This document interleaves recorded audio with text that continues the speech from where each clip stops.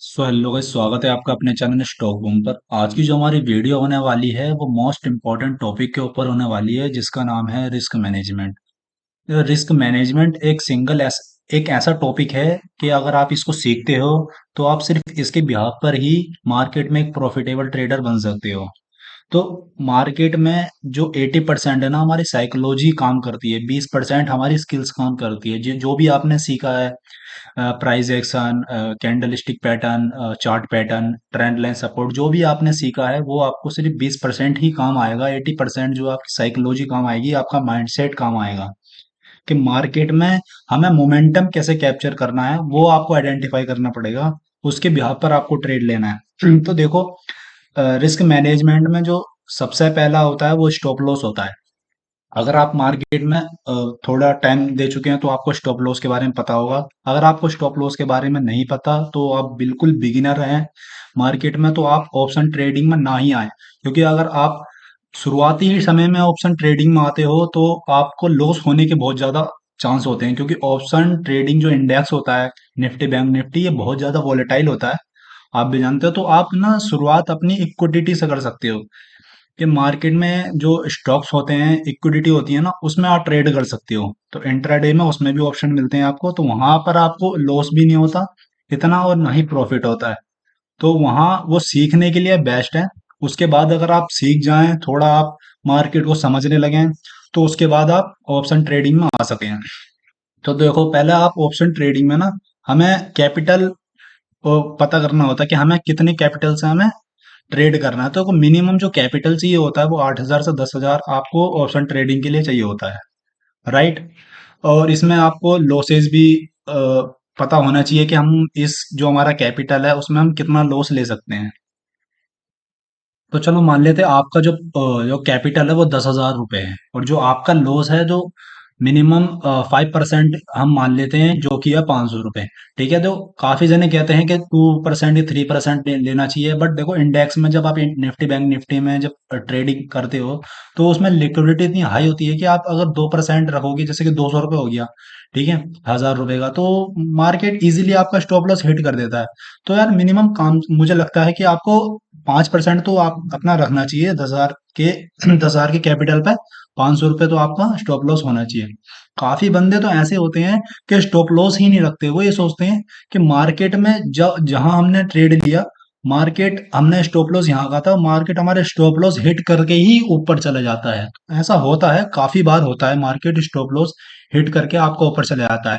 But मान लो आपका 10 बारी में से 6 बारी या 7 बारी आपका स्टॉप लॉस हिट करके वहीं से ही मार्केट ऊपर हो गया, आपने स्टॉप लॉस नहीं लगाया, 6-7 बार आपको प्रॉफिट हो गया। मान लो 1,000 रुपए का आपको 6-7 बार प्रॉफिट हो गया, आपने स्टॉप लॉस नहीं लगाया, लेकिन आपको 3 बार जो लॉस होगा ना वो इतना बड़ा होगा आपके स्टॉप लॉस ना लगाने के कारण। जो जितना भी आपने 7 बार जो कमाया है वो तो जाएगा जाएगा, आपके कैपिटल में से भी बहुत कुछ चला जाएगा। तो स्टॉप लॉस लगाना इंपॉर्टेंट है, अपने रिस्क को मैनेज करते हुए चले। रिस्क को जितना आप रिस्क को मैनेज करोगे ना, अगर क्योंकि मार्केट में देखो, प्रॉफिट लेने से ज्यादा है ना कि आप कुछ सीख रहे हो। कहते हैं ना, focus on the process not on the profit. तो प्रोसेस पे फोकस करो, अभी प्रॉफिट पे मत करो। अब न्यू ट्रेडर्स हो ना, तो ज्यादा से ज्यादा सीखने की कोशिश करो, कि मार्केट को प्रेडिक्ट करने की कोशिश करो। ये मत सोचो कि शुरुआती में ही हम बस प्रॉफिट ही प्रॉफिट, प्रॉफिट ही प्रॉफिट। तो चलो, अब हमने रिस्क की तो बात कर ली, अब रिवॉर्ड की भी बात कर लेते हैं कि मार्केट में हम 500 रुपए का तो लॉस ले रहे हैं, बट हम पाँच उसके लॉस के साथ हमें रिवॉर्ड कितना मिल रहा है, हम कमा कितना रहे हैं। देखो, जो मिनिमम जो रिस्क रिवॉर्ड रेशियो होता है ना, वो 1:2 का रखना चाहिए। जो बिगिनर ट्रेडर है, काफी जो बंदे होते हैं ना, ये सोचते हैं कि यार, मतलब लॉसेस तो वो ले लेते हैं 500 600 1000, ये मतलब इतने तक का ले लेते हैं, बट जब प्रॉफिट की बारी आती है ना, तो 100-200 रुपए में संतुष्ट हो जाते हैं। यार 100-200 रुपए का प्रॉफिट हो रहा है, अब मैं एग्जिट कर जाता हूँ, कहीं मेरे हाथ से ये 100-200 रुपए भी ना चला जाए। तो ये जो सोच है ना मार्केट में, इसी सोच की वजह से आप ज्यादातर लॉसेस में रहते हो। या तो स्टॉप लॉस हिट ऑन दो, या तो टारगेट हिट ऑन दो। अपना जो रिस्क रिवॉर्ड रेशियो है, दोनों में से एक हिट ऑन दो, जब भी आप मार्केट में एग्जिट करो।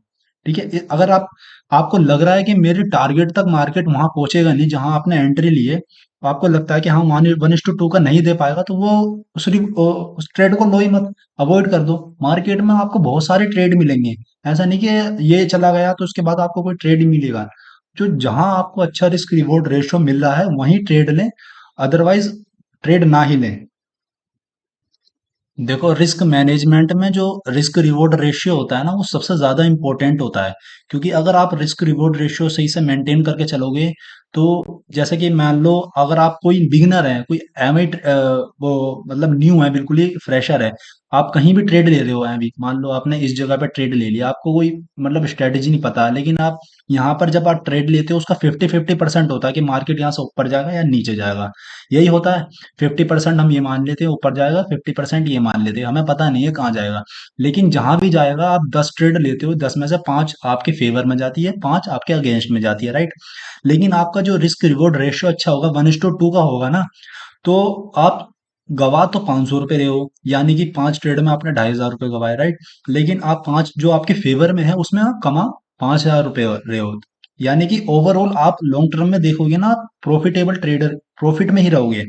तो रिस्क रिवॉर्ड रेशियो बहुत ज्यादा इंपॉर्टेंट है। इसका मतलब ये नहीं कह रहा कि मैं आप एमए ट्रेडर ले लो, कहीं भी स्ट्रेटेजी बेस्ड ट्रेड लेना चाहिए, बिना स्ट्रेटेजी के नहीं लेना चाहिए। लेकिन आपको मैंने एक एग्जांपल दिया कि रिस्क रिवॉर्ड रेशियो कितना ही इंपॉर्टेंट है। ऐसा ना हो कि आप कमा तो सिर्फ 200 रुपये रहे हो, लेकिन आप गवा 500 रुपये रहे हो, ठीक है। ऐसा नहीं हो, अपना रिस्क रिवॉर्ड रेशियो मेंटेन करके चलें, जब ही आप प्रॉफिटेबल ट्रेडर बन पाओगे।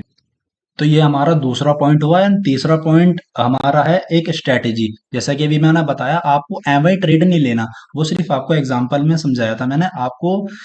देखो, मार्केट में जो ट्रेडर्स होते हैं ना, जो प्रॉफिटेबल ट्रेडर्स होते हैं, जो मार्केट में टाइम थोड़ा सा बिता चुके हैं, मार्केट में टाइम दे चुके हैं, वो ये नहीं सीखते कि हमें कब ट्रेड लेना है, वो ये सीखते हैं कि हमें कब ट्रेड नहीं लेना है। क्योंकि अगर आप ऐसी ट्रेड ना लेते हो जहां आपको लॉसेस होने के ज्यादा चांसेस होते हैं, तो आप ऑलरेडी प्रॉफिटेबल ट्रेडर हो, समझ रहे हो। यानी कि आप अपने लॉस को ही हटा देते हो, तो आप जो भी ये ट्रेड लोगे उसमें आपको चांसेस ज्यादा होंगे प्रॉफिट होने के। तो स्ट्रेटजी स्ट्रेटजी जो है उस बेस्ड ट्रेड लेना चाहिए कि मार्केट में आपका हैज पता करो कि आपको कि ट्रेंड लाइन पे लेना है, सपोर्ट रेजिस्टेंस पे लेना है। जैसे कि मैं ट्रेंड लाइन और सपोर्ट रेजिस्टेंस के ब्याह पर ट्रेड लेता हूँ। जैसे कि मान लो ये ट्रेंड लाइन मैंने यहाँ पर खींच रखी है, ठीक है, राइट। मार्केट इस यहाँ पर गया, फिर इसको ब्रेक करके ऊपर चला गया, ठीक है। फिर यहाँ पर इस पे सपोर्ट लिया, फिर मार्केट ओपन यहाँ डाउन साइड में हुआ, फिर यहीं पर रेजिस्टेंस रेजिस्टेंस लेके फिर डाउन आ गया, फिर यहीं पर लेके यहीं चला गया, ठीक है ना। ये तो एक हैज होता है कि मार्केट में हमें किस स्ट्रेटेजी पे लेना है। जैसे कि मान लो आपकी स्ट्रेटेजी है कि मैंने यहाँ पर आया और मैंने मुझे यहाँ लेना चाहिए, तो आप काफी जने जो होते हैं ना, वो ये सोचते हैं यार मैं यहाँ पर नहीं लिया, कोई बात नहीं, अब मार्केट यहाँ पहुंच गया, जैसे इस कैंडल पर पहुंच गया, अब वो फोमो के चक्कर में यही एंट्री ले लेते हैं।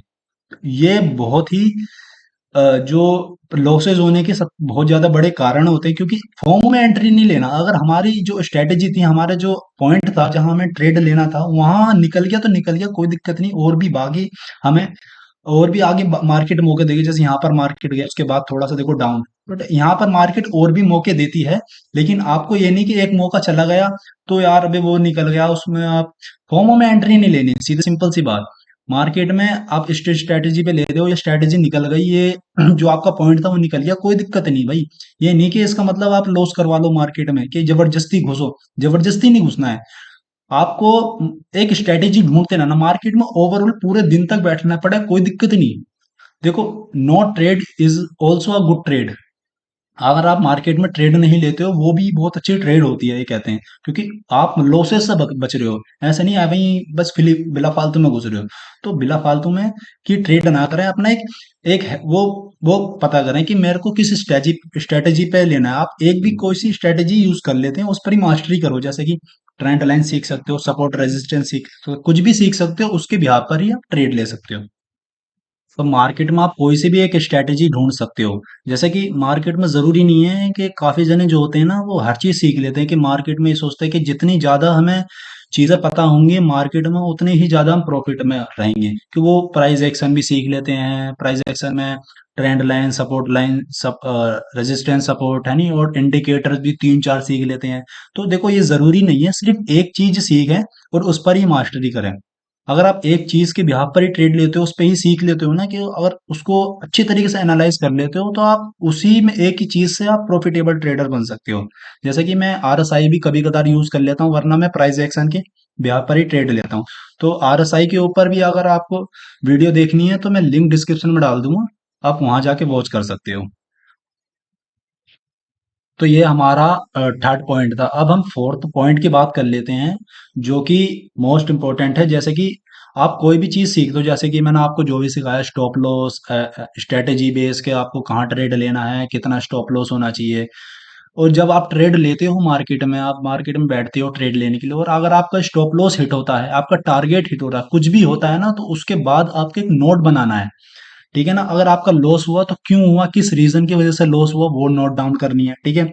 आपका प्रॉफिट हुआ तो किस रीजन की वजह से प्रॉफिट हुआ, वो आपको नोट डाउन करना है। ठीक है? ये सारी चीजें अगर आप डे टू डे लिखते रहोगे ना, तो आपको प्रैक्टिस होती चली जाएगी कि हाँ, मुझे इस रीजन की वजह से प्रॉफिट हो रहा है, इस रीजन की वजह से लॉस हो रहा है। ठीक है ना? तो इस तरीके से आप नोट डाउन कर सकते हो। तो गाइज, ये हमारी आज की ओवरऑल वीडियो थी, और जो मैंने एंड में आपको पॉइंट बताया ना कि आप जो भी लॉस होना है या प्रॉफिट होना है उसे नोट डाउन करना है, ये जो है ना, मैंने एक जो मेरा फ्रेंड था उससे सीखी थी। वो पता है क्या, जब उसका शुरुआती दिनों में ना लॉसेस ज्यादा होते थे, तो वो हर चीज को नोट डाउन करता रहता था। ये आपको जितनी आसान लग रही है ना कि यार नोट डाउन करने से क्या होगा, हम सीधा ट्रेड लेते हैं, प्रॉफिट करते हैं, अर्न करते हैं, ऐसा कुछ नहीं है। देखो, नोट डाउन करना भी बहुत इंपॉर्टेंट होता है। एक सुहेल नाम का मेरा फ्रेंड था, जो कि मार्केट में बहुत ज्यादा लॉस करके बैठा था। वो हर चीज नोट डाउन करता था। ये देखता था कि मुझे कहाँ लॉस हो रहा है तो क्यों हो रहा है, किस रीजन से हो रहा है, प्रॉफिट हो रहा है तो किस रीजन से होता है। ठीक है ना? काफी लॉस करने के बाद वो धीरे धीरे सारी स्ट्रेटेजी को सीखता रहा, उस पर उन्हें अप्लाई करता रहा, है नहीं? तो फिर धीरे धीरे वो प्रॉफिटेबल ट्रेडर बन गया। देखो, जो एंड का जो पॉइंट है ना, जो मैंने अब ये ऐड किया।